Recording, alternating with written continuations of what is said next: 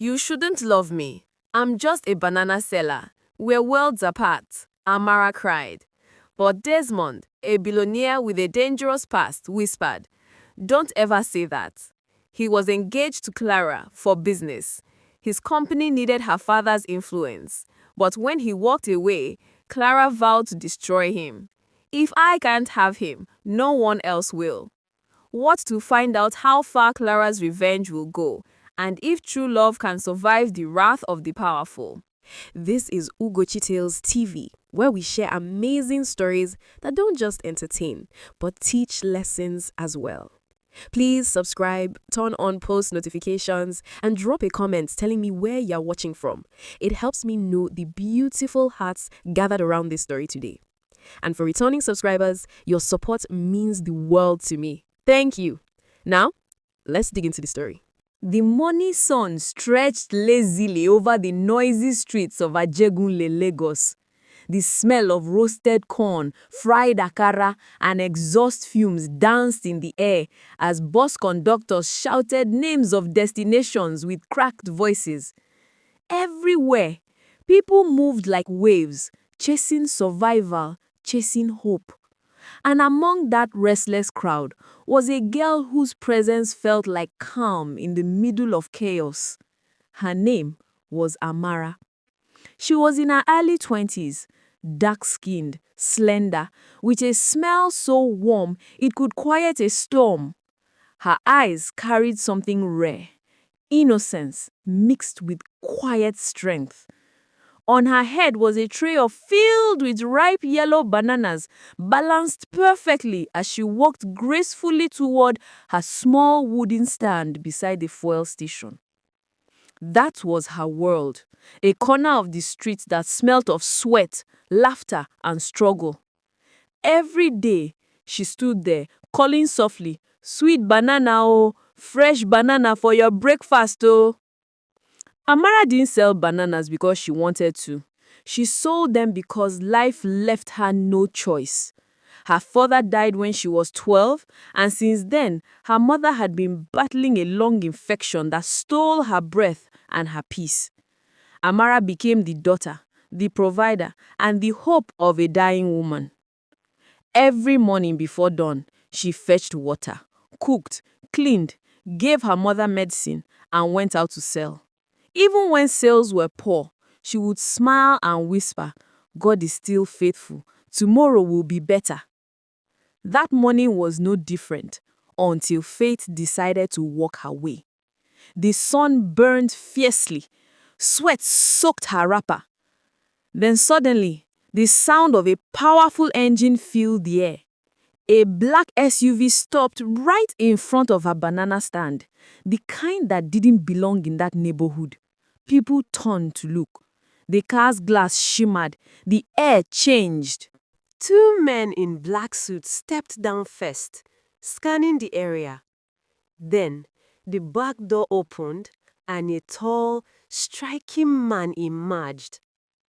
He was dressed in a spotless white shirt that hugged his broad shoulders, dark trousers, and a silver wristwatch that glittered like a secret. He moved with quiet confidence, not arrogance, but presence. Whispers spread through the crowd. Who be that fine man? Na Desmond Williams, so the billionaire wey own Williams Group. Wetin he dey find for Ajegunle? But Amara didn't know who he was. To her, he was just a man who needed bananas. He walked to her with a gentle smile. "Good afternoon," he said softly. "How much for one bunch of banana?" Amara's voice trembled slightly. "Na 500 naira, sir." He reached into his wallet and gave her a 5,000 naira note. "Keep the change," he said kindly. She blinked in disbelief. "Sir, you mean I should keep it?" He nodded, his eyes tender. "Yes, you deserve it. You have a lovely smile." Her heart skipped.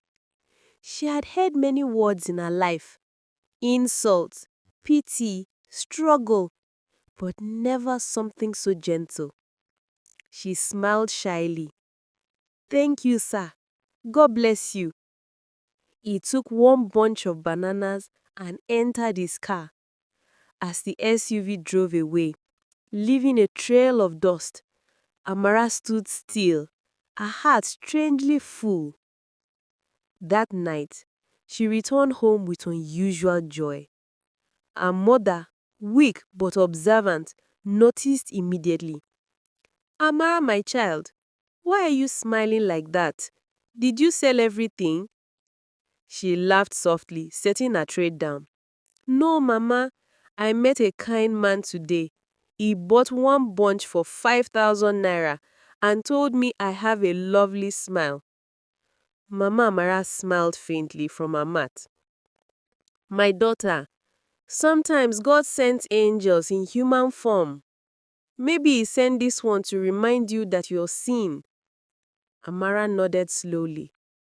That night, she prayed, not for more money, but for that man. "God, bless that man, and please, let me see him again."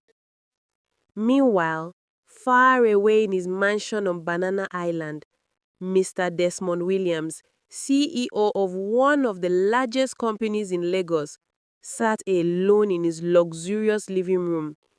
He had everything: power, money, respect. Yet, his heart felt empty. But tonight, something was different. He couldn't stop thinking about that girl at the roadside. Her simplicity, her courage, her smile that made his world go silent for a moment. He whispered to himself, "That girl doesn't even know who I am." But for the first time in years, I felt peace. And that night, both of them, the billionaire and the banana seller, went to bed thinking about each other, not knowing fate had just written the first line of their love story. 3 days had passed since that unexpected moment when Desmond Williams, the billionaire CEO of Williams Group, stopped his car to buy a bunch of bananas from Amara and left her with words she couldn't forget. "You have a lovely smile." Those words had replayed in her heart like a song. Each time she arranged her bananas by the roadside, she would glance at every black SUV that passed, her heart secretly hoping it would be him again. Sometimes she laughed at herself.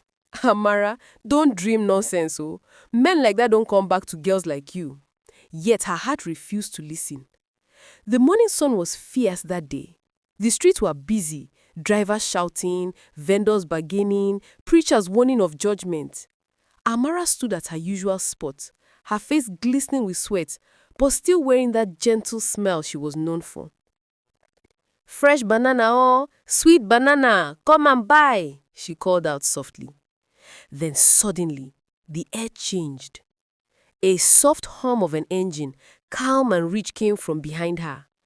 When she turned, her heart nearly stopped. It wasn't the black SUV this time. It was a silver car, sleek and quiet.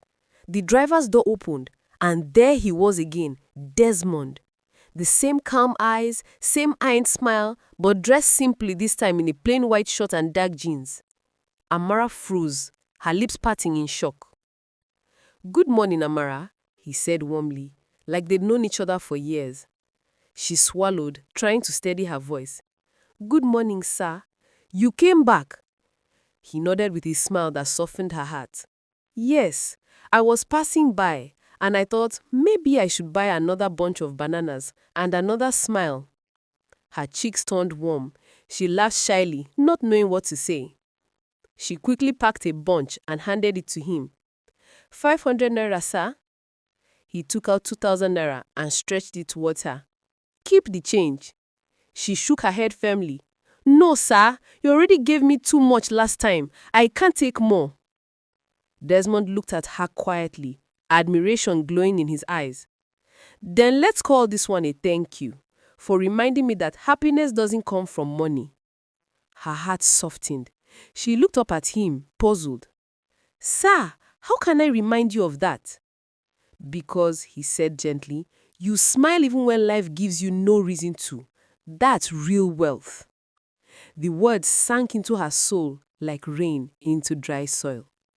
Without thinking, he bought a bottle of water from a nearby vendor and sat on a small wooden stool beside her. People stared in disbelief. "Na dat big man again o. See am, he don come meet dat banana girl. Maybe she use charm." Amara heard the whispers and lowered her eyes in embarrassment. "Sir, please don't mind them. People will always talk." Desmond smiled faintly. "Let them talk. Peace doesn't live in the mouth of gossipers." She laughed softly. It was the first time she heard such words from a man who looked like him.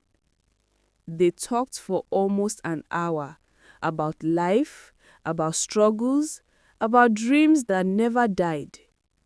She told him about her mother's sickness, about how she left school in SS2, and how she still wished to go back one day.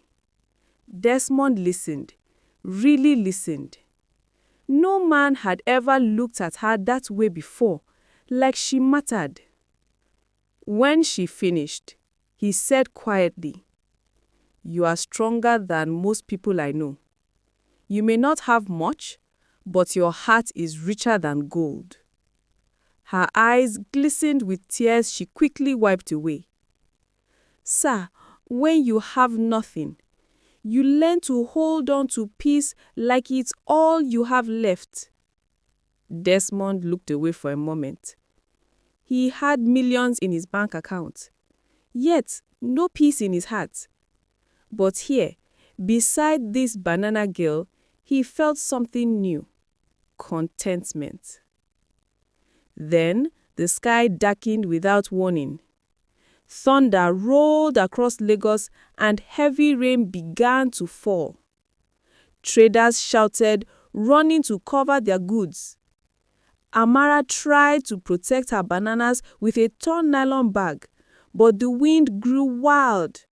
Her small wooden table trembled, broke apart, and her bananas scattered into the muddy gutter. She gasped in horror. "Oh God, not today, please." Tears mixed with the rain as she bent to pick them up, her fingers trembling. No one stopped to help. Then, through the roaring storm, she heard a familiar voice shout, "Amara, where are you?" She looked up, and there he was. Desmond was running towards her with an umbrella, drenched to the skin. He didn't care about the rain, his shoes, or his expensive watch. He knelt beside her, helping her pick up what was left of the bananas. "Come on, Amara. You can't stay here. Let's go." She tried to protest through tears. "No, sir. My mother's waiting for me. I can't just leave everything." Desmond looked straight into her eyes, the rain dripping down his face. "Then let me help both of you." Before she could respond, he held her hand gently, firm but tender, and led her to his car. Inside, she sat quietly, soaked and shivering, clutching the few bananas they managed to save. Her voice trembled. "Sir, I'm sorry. I've made your seat dirty." Desmond smiled faintly. "Don't apologize. It's just a seat. You are more important." The words echoed in her chest. No one had ever told her she was important. As the car moved through the rain, she stared out the window, wondering silently, why is he doing all this? What does he want from a poor girl like me? Then he asked softly, "Can you show me where you live? I want to make sure your mother is okay." She hesitated. Her world was too small for a man like him to see. But his tone was sincere, too kind to refuse. And so she nodded. That night, through the rain and thunder, destiny took the wheel, driving a billionaire into the heart of Ajegule. Because sometimes, love begins not in candlelight dinners, but in storms that test the soul. The evening wind swept gently through the narrow streets of Ajegunle, carrying with it the smell of roasted corn and rain-soaked sand. Amara sat by her mother's bed, gently wiping her face with a damp cloth. Mama's breathing was shallow. Every sigh sounded like a cry from heaven. Suddenly, a knock echoed at the door. "Who be that?" Amara asked, her voice tired but cautious.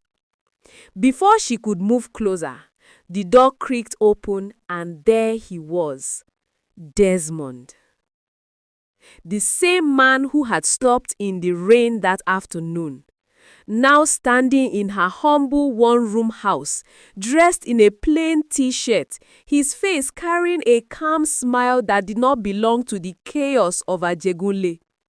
Amara froze, her eyes wide. "Sir, how did you find me?" she stammered. Desmond stepped forward slowly and said, "You forgot your umbrella," he said softly, placing it on the stool beside her. "I asked around at the market. You went hard to find." The way he said it, gently, almost as if her presence had been a prayer he needed to answer, sent shivers down her skin. Mama stared weakly. "Amara, who is this fine young man?" Before Amara could respond, Desmond knelt beside the bed and greeted, "Good evening, Ma. I'm a friend.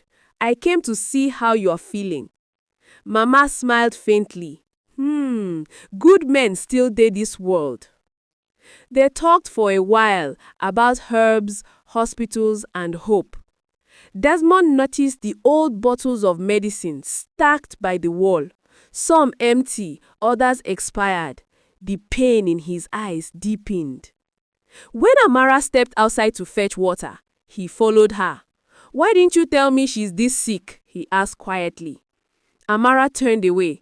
"Because you're just a stranger, sir. People like you don't understand what it means to beg heaven for daily bread." Desmond's heart clenched. He wanted to tell her everything, who he was, the company he owned, the mansion he called home, but something in her tone stopped him.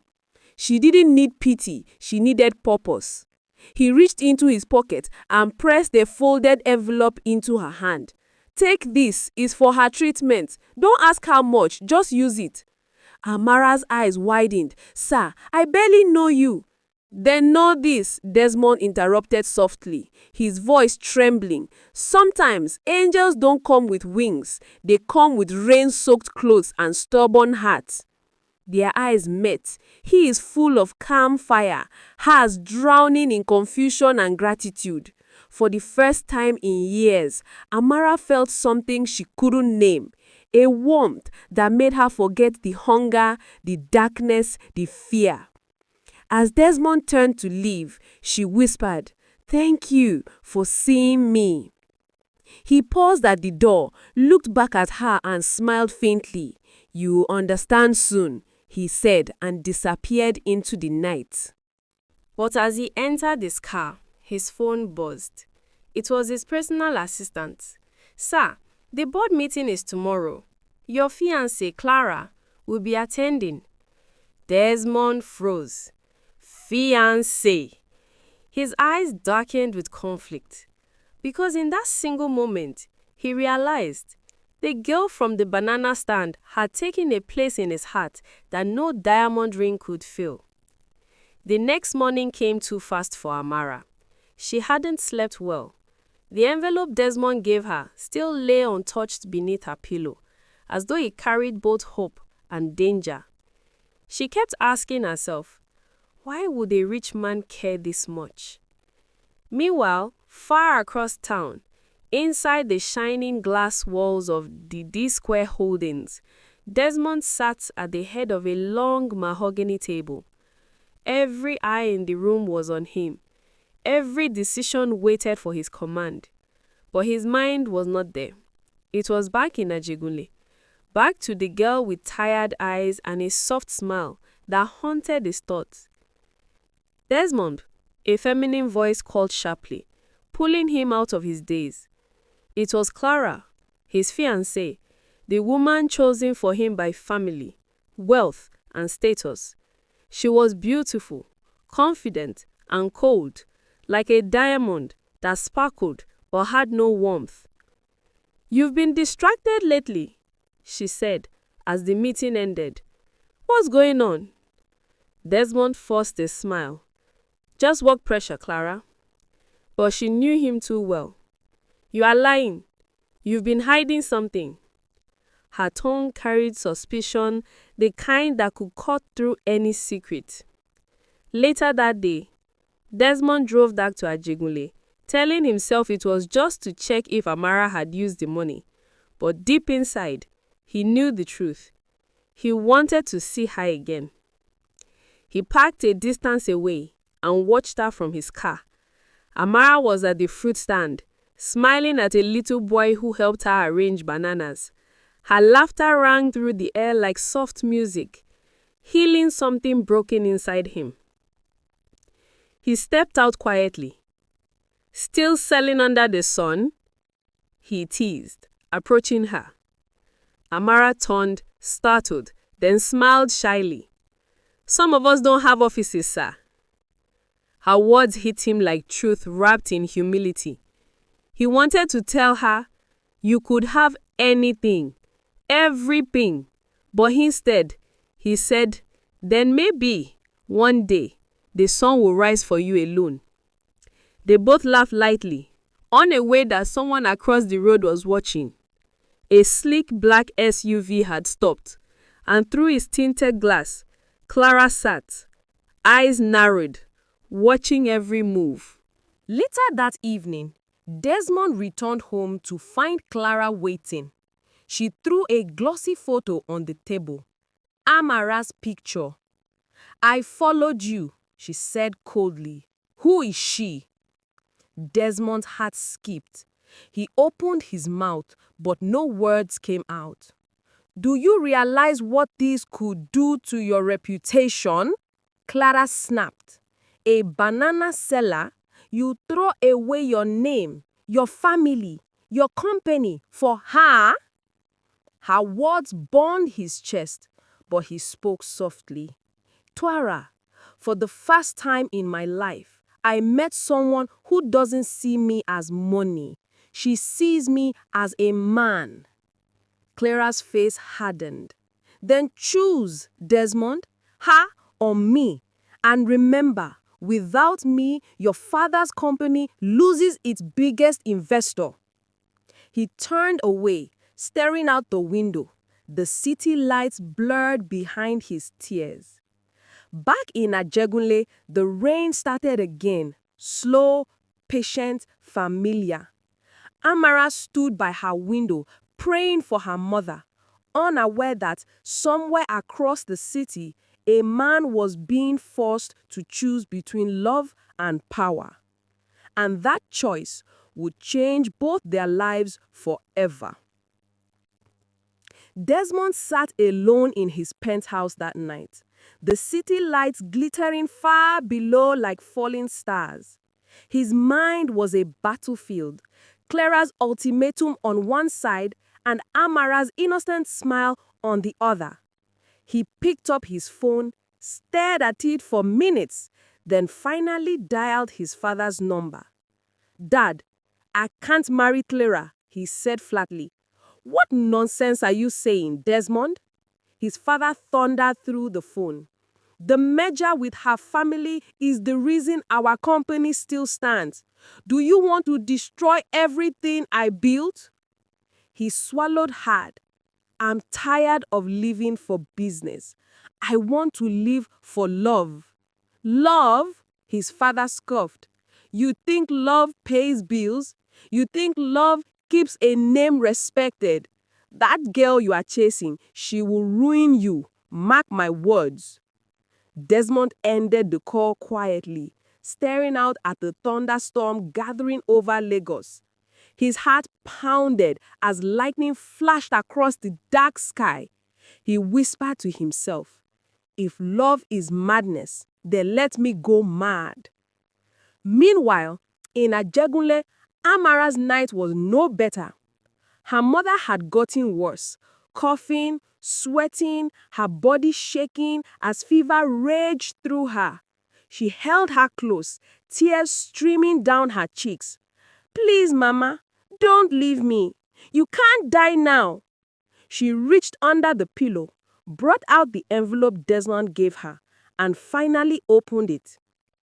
Inside were bundles of crisp notes and a card that read, "For Hope, Not Charity," by D. Her heart trembled. The money was enough to save her mother, but another thought haunted her. What if he expects something in return? Still, love whispered louder than fear. She took the money and ran out into the rain, heading straight to the private clinic down the road. By morning, her mother's condition had stabilized. Amara sat by her bedside, clutching her hand, whispering prayers of gratitude. Then, her phone buzzed, a message from an unknown number. "Meet me at Ocean View Cafe by 4 p.m. It's important," by Desmond. Her heart leapt. She didn't know what to expect, but something deep within her told her this meeting could change everything. At exactly 4 p.m., she arrived at the cafe. It was her first time stepping into a place that elegant. The air smelled of coffee and polished glass. She felt out of place in her faded gown.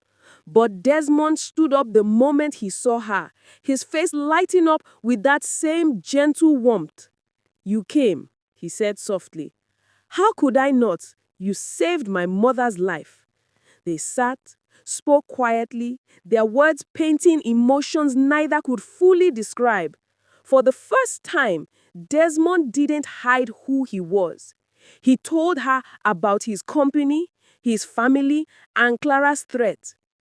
Amara sat in silence, eyes full of disbelief and fear. "Sir, Desmond, I can't be the reason you lose everything," she whispered. "I'm not from your world." Desmond reached across the table, holding her trembling hand. "Then I'll leave my world for you." Just as their eyes locked, flashes of light erupted from the corner of the cafe. Cameras, reporters, paparazzi. Clara stood at the door, smirking. "So, this is the girl you chose over me?" she said, her voice dripping venom. "Congratulations, Desmond. Tomorrow's headlines will love this." Amara froze, humiliation and panic flooding her chest. Desmond rose, trying to reach her, but she pulled away, tears blinding her sight. "Please, don't follow me," she cried, running into the rain. And she disappeared down the street. Desmond stood motionless, soaked and broken. And in that storm, one truth echoed inside him. Loving Amara might cost him everything, but losing her would cost him his soul. The morning sun rose on Lagos, but peace refused to rise with it. Amara woke up to the sound of her neighbors gossiping outside her window. "Have you seen the news?" one woman whispered. "That banana seller, Amara, she's the one dating that billionaire from Ikoyi." "Ah, na lie! But her picture full everywhere, oh, even for TV." Amara's heart thudded. She rushed out, grabbed her neighbor's phone, and there it was, her face splashed across a news blog. "CEO of D-Square Holdings caught with market girl in love scandal." Who is Amara Nwosu, the banana seller who stole Desmond's heart? Her hands trembled as the phone slipped from her grip. The world around her suddenly turned cold, cruel, and loud. By the time she reached her mother's room, tears had blurred her sight. "Mama, people will never let us rest," she whispered. Mama sighed weakly, holding her hand. "My daughter, when God writes your story, the world must read it, whether they like it or not." Across town, Desmond's office was chaos.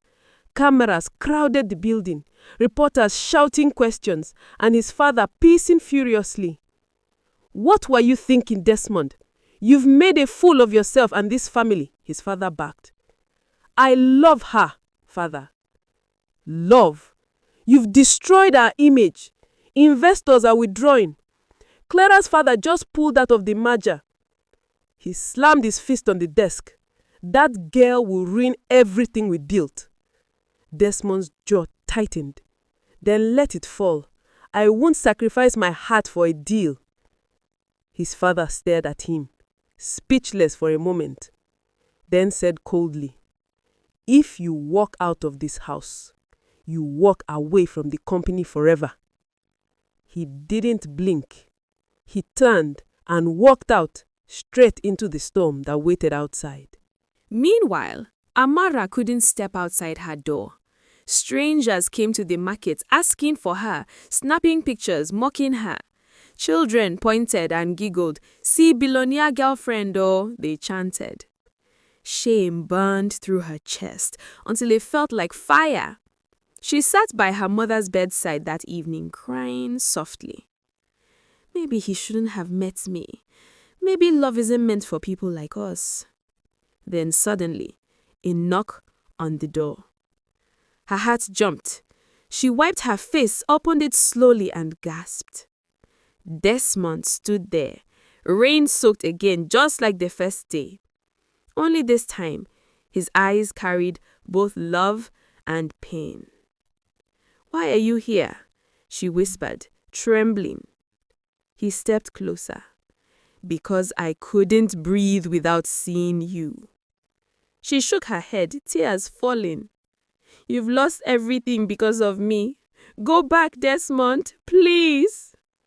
He took her hands. "I didn't lose everything, Amara. I found you.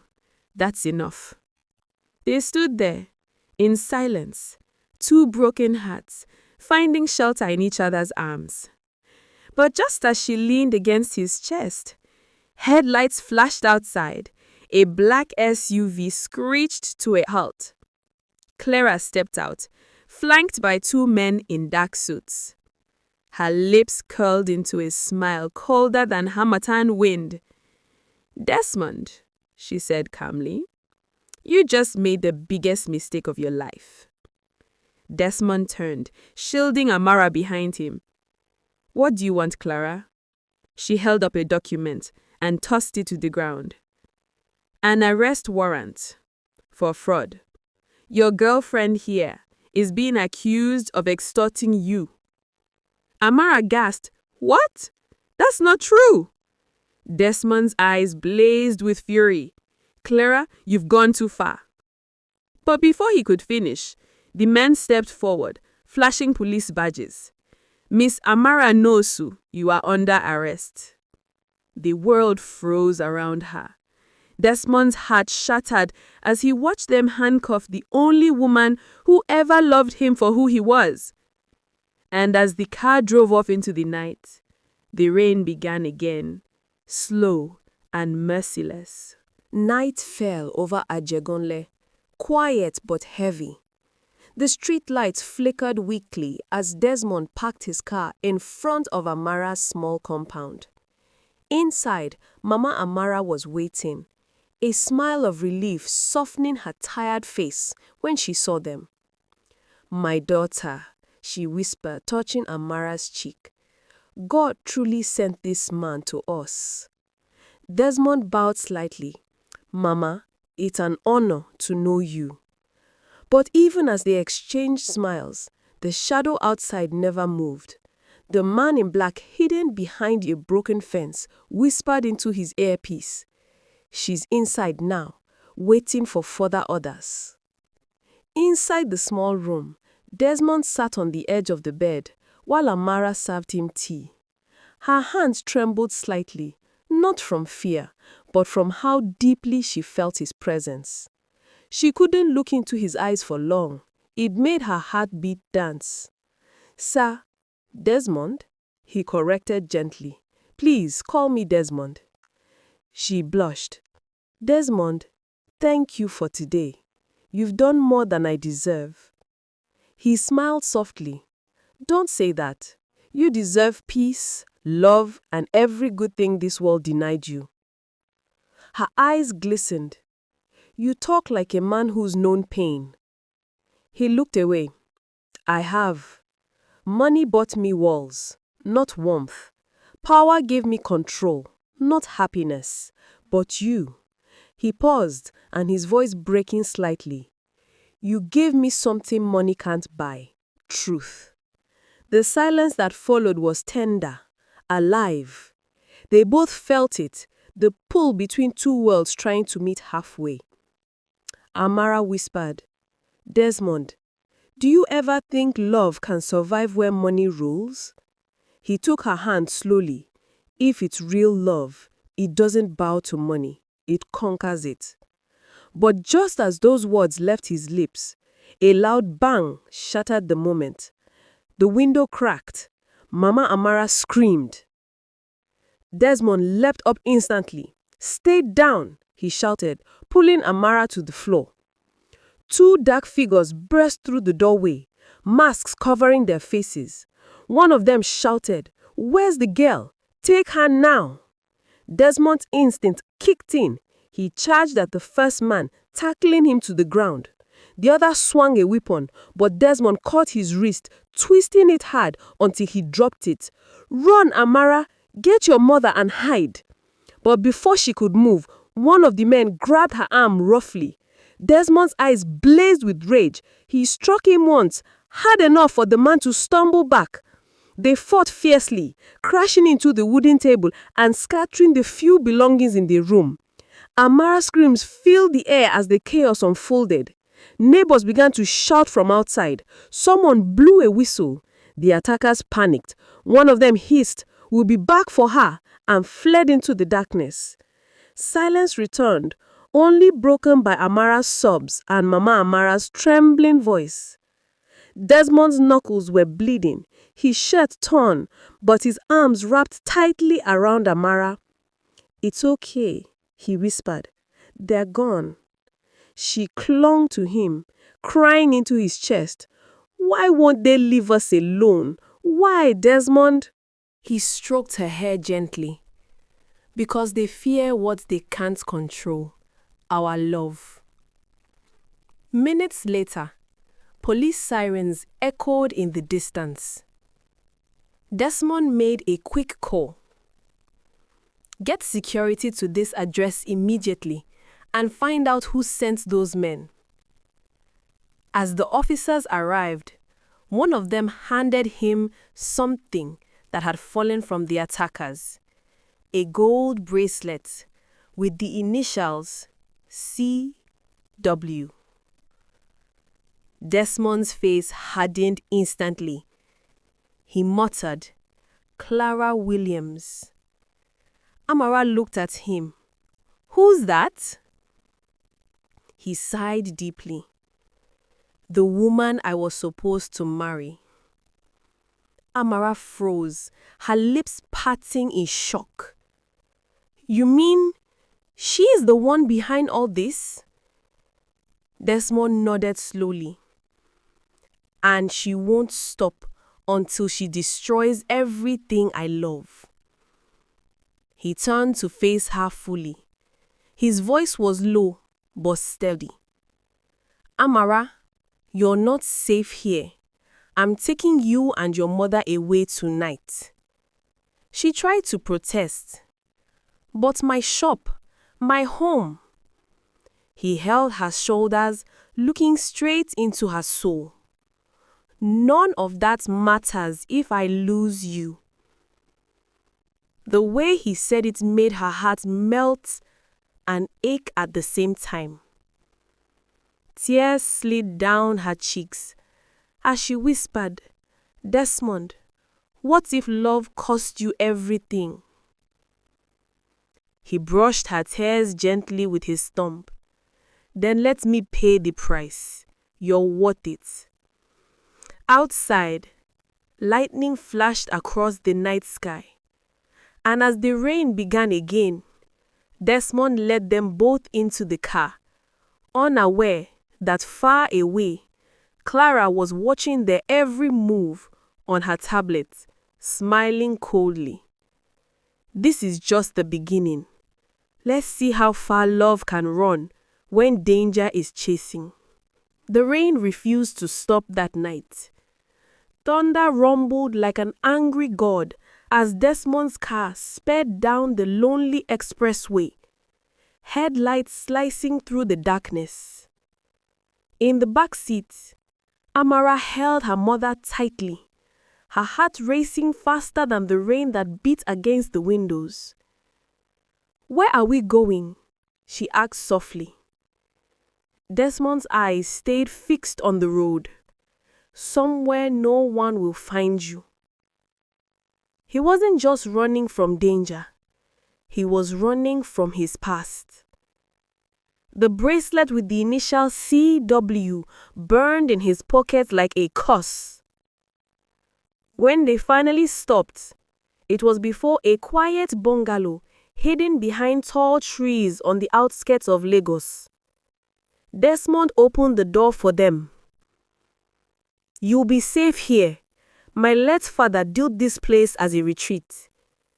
Amara stepped inside, her bare feet sinking into the cool floor. The house smelt of cedar and peace, but also secrets. Mama Amara sat in the small parlor, whispering prayers under her breath. Desmond locked the doors, turned on the generator, and handed Amara a towel. "Rest," he said softly. "You've been through enough." But as she dried her hair, her eyes followed him.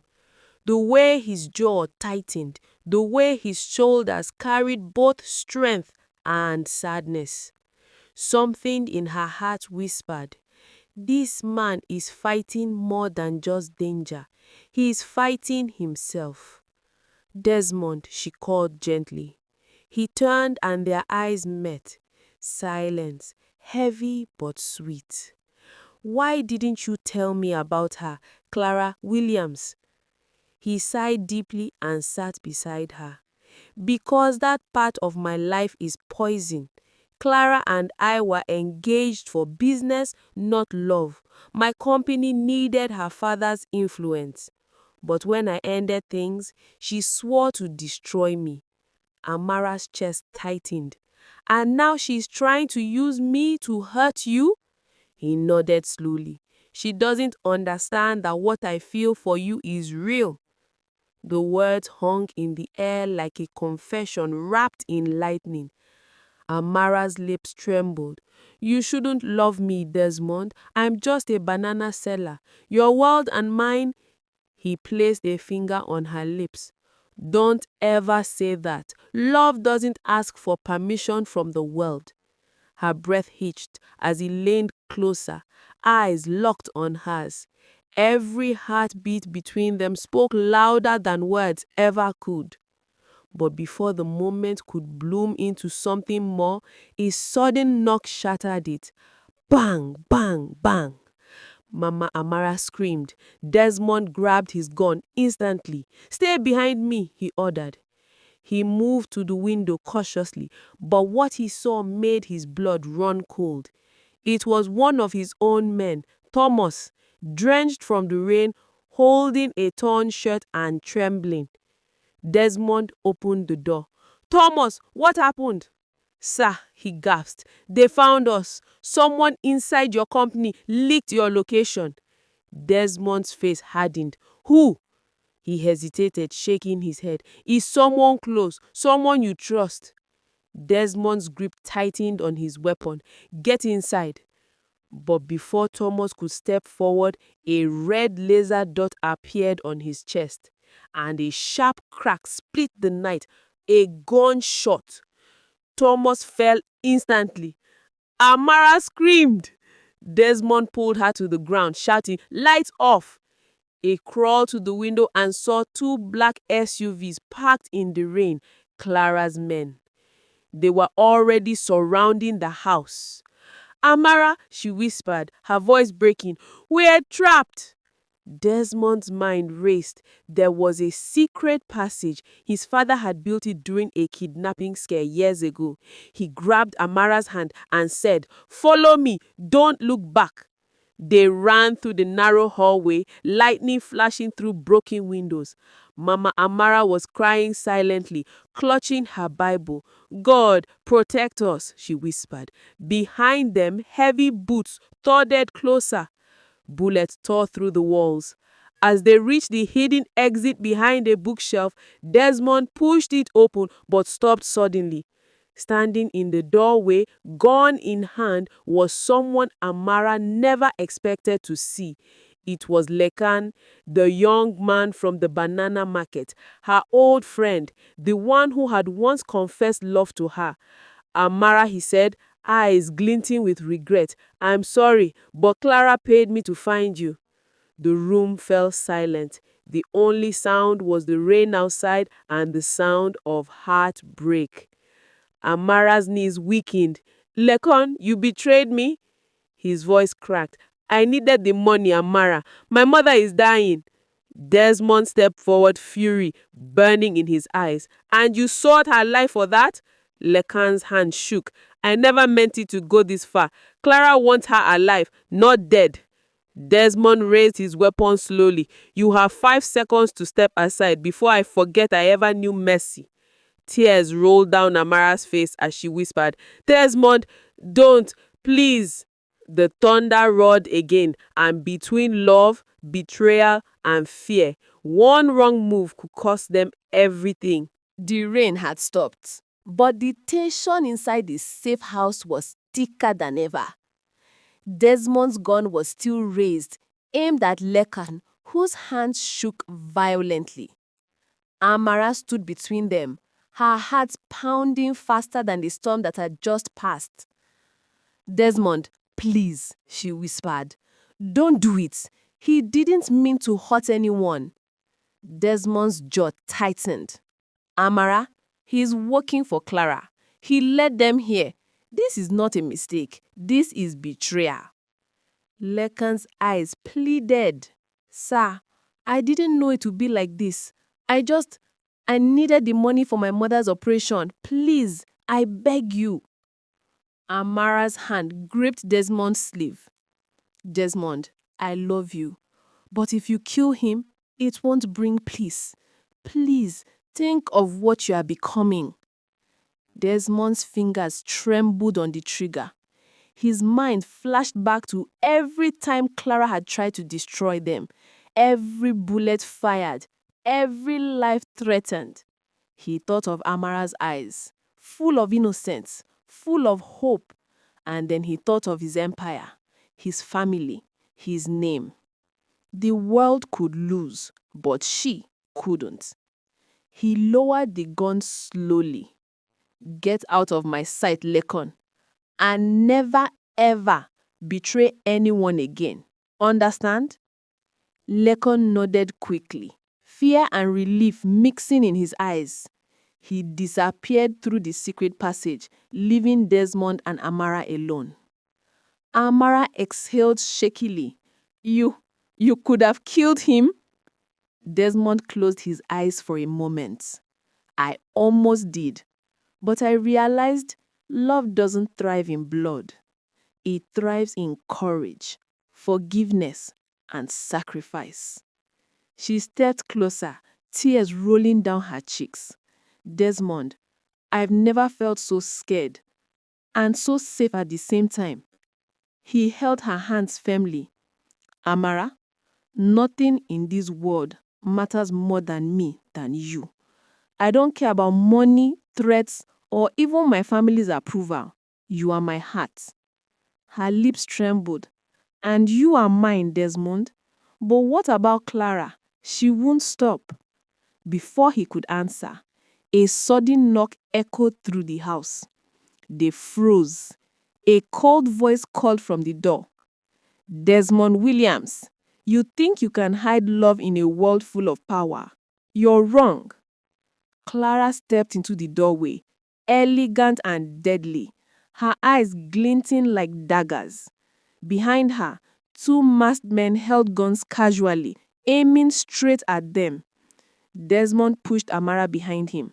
Stay down, I'll handle this. Clara smirked. Aha! You already have, Desmond, but now I will make sure your love becomes your weakness. Hand her over, or I will make sure she never sees another sunrise. Amara gasped. Desmond, don't! Desmond's heart ached. Every instinct screamed to protect her, but he knew one wrong move could cost them both their lives. He looked into her eyes, seeing the trust, the fear, the love, and whispered, Run. I'll hold them off. Trust me. Amara shook her head violently. No, I'm not leaving you. Please, Amara. Now, he shouted. With tears streaming, she obeyed. She slipped through the secret passage just as the men advanced. Desmond stood tall, his eyes blazing. Clara, you regret ever crossing me. The air thickened, the room electrified with danger. And in that split second, as rain from earlier dripped through the broken windows, Desmond faced a choice that could either save Amara or end. The safe house was silent, except for the soft hum of the generator. Outside, Clara's men circled like predators, waiting for the right moment to strike.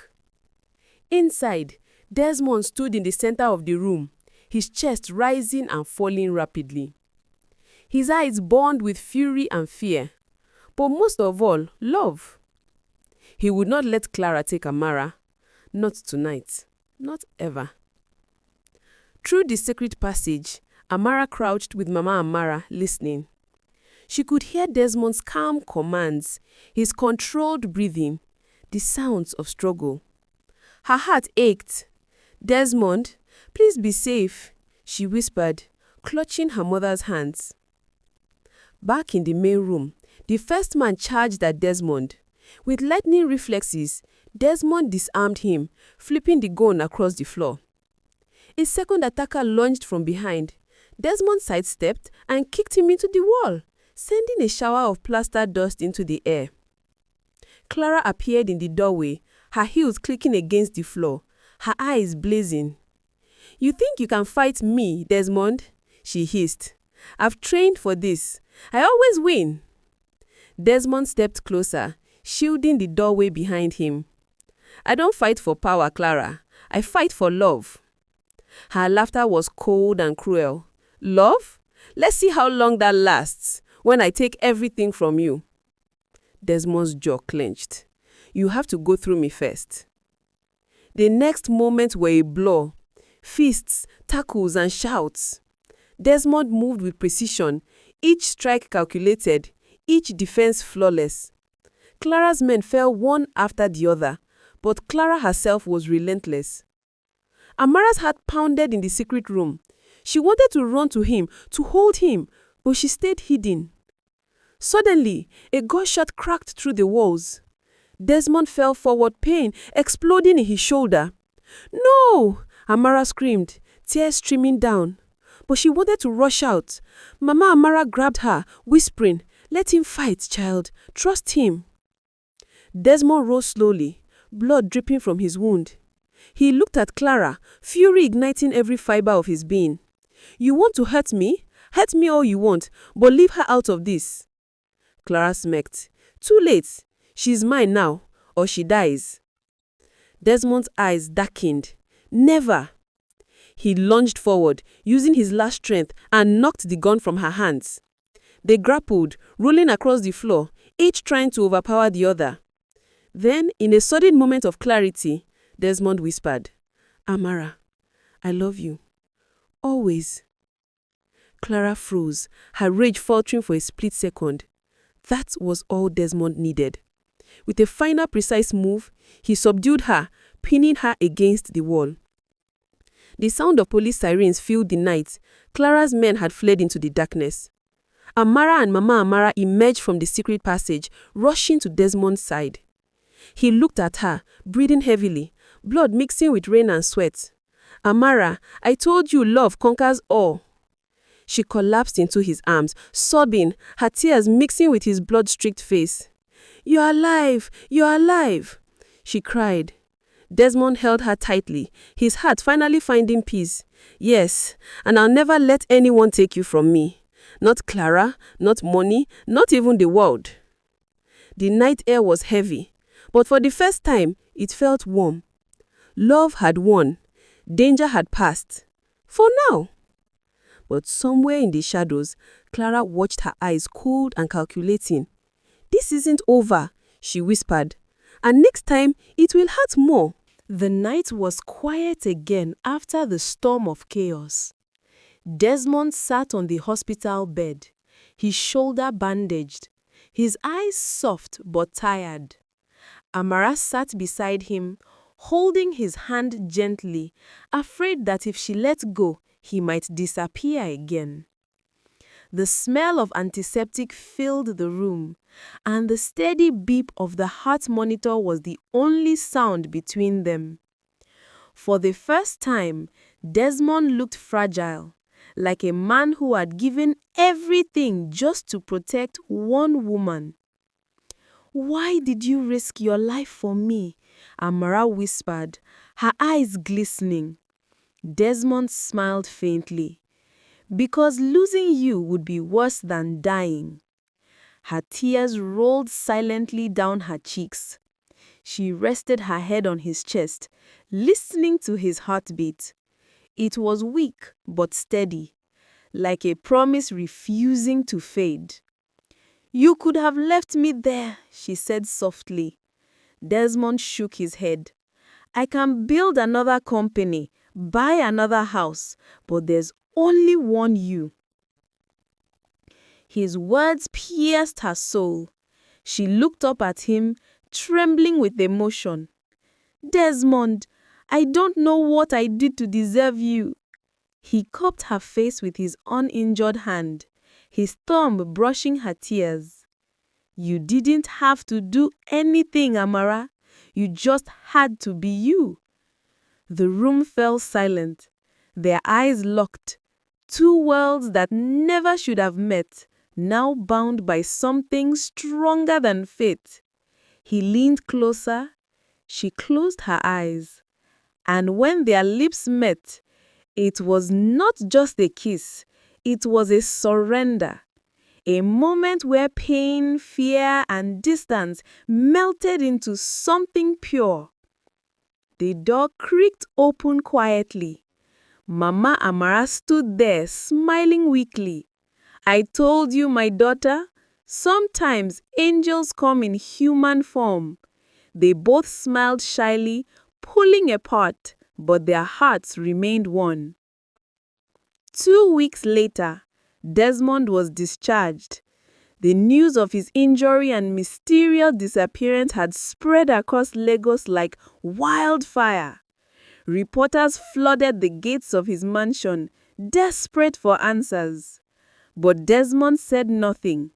He only cared about one thing: keeping Amara safe. He took her and her mother to his private villa in Epe, far from the noise of the city.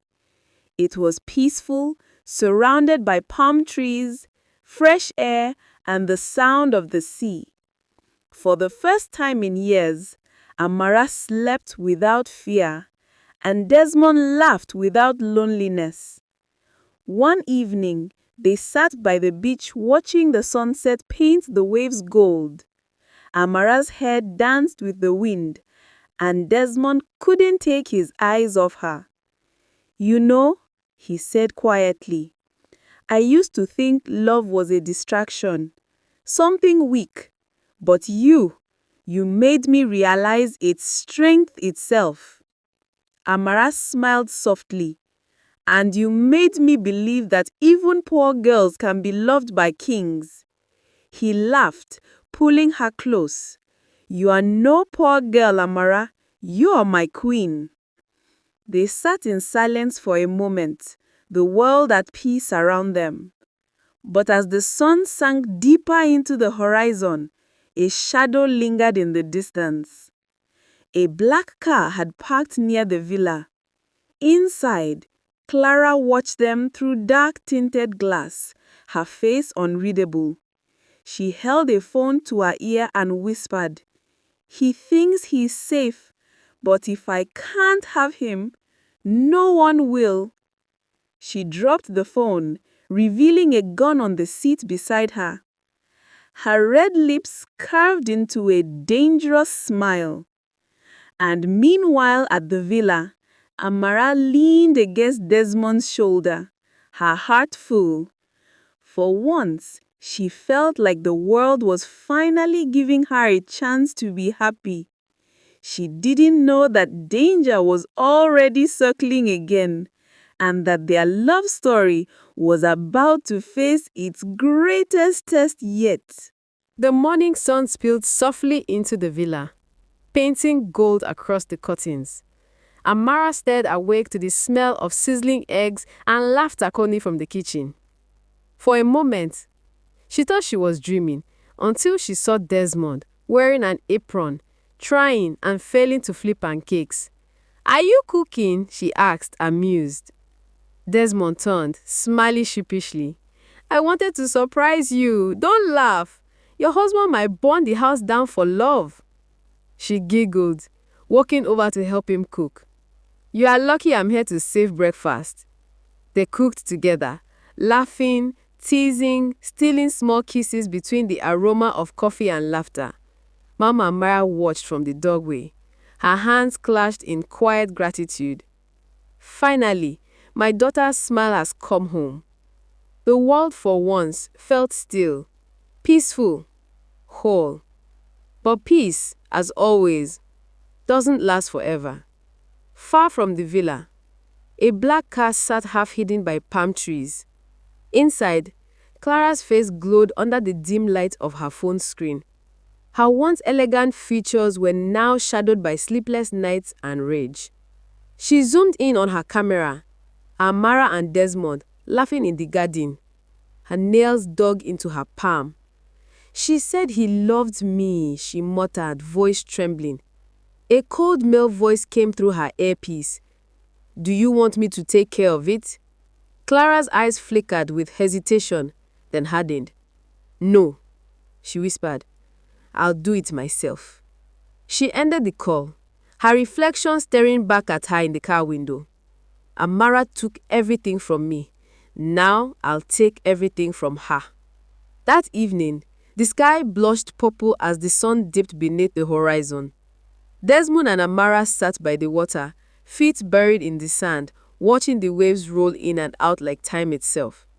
"It feels like a dream," Amara said softly. "Sometimes I'm scared I'll wake up and lose it all." Desmond pulled her close. "Then I'll make sure you never wake up without me." Her smile melted into his chest, her heart warm and full. But as night descended, a quiet unease crept through the air. The villa's light flickered once, twice, then went out. The power had failed. "I'll check the generator," Desmond said, kissing her forehead before stepping out into the dark. Amara waited inside, lighting a small candle. That was when she heard it, the soft crunch of footsteps outside the window. Her breath caught. "Desmond," she whispered. No answer. The door creaked open slowly. And there, framed by the faint glow of moonlight, stood Clara. Her once beautiful dress was torn, her mascara streaked down her face. A gun trembled in her hand. "Clara," Amara breathed. "What are you doing?" "What I should have done long ago. He was mine, Amara, mine. You think your little fairy tale makes you special? You stole him." Tears filled Amara's eyes. "Clara, please, I didn't steal anyone." "Desmond, don't say his name," Clara screamed, shaking. "He loved me before he met you. You took him from me, and now you will know how it feels to lose everything." The candle flickered violently as the two women stared at each other, one trembling in fear, the other in heartbreak and madness. "Clara, listen to me," Amara whispered. "This isn't you. You don't have to do this." But Clara only raised the gun, her finger tightening on the trigger. "You already did it for me," she said coldly. At that very moment, Desmond burst through the doorway. "Clara, don't!" A single shotgun tore through the silence. The candle fell to the ground, the flames snuffed out. For a heartbeat, everything was still. Then the sound of someone collapsing echoed through the villa. To be continued. Love had found them in the light, but fate was waiting in the dark. Before you go, please subscribe and turn on post notifications so you never miss a new story. And if you don't mind, tell me where you're watching from in the comments. It always makes my day. See you in the next tale.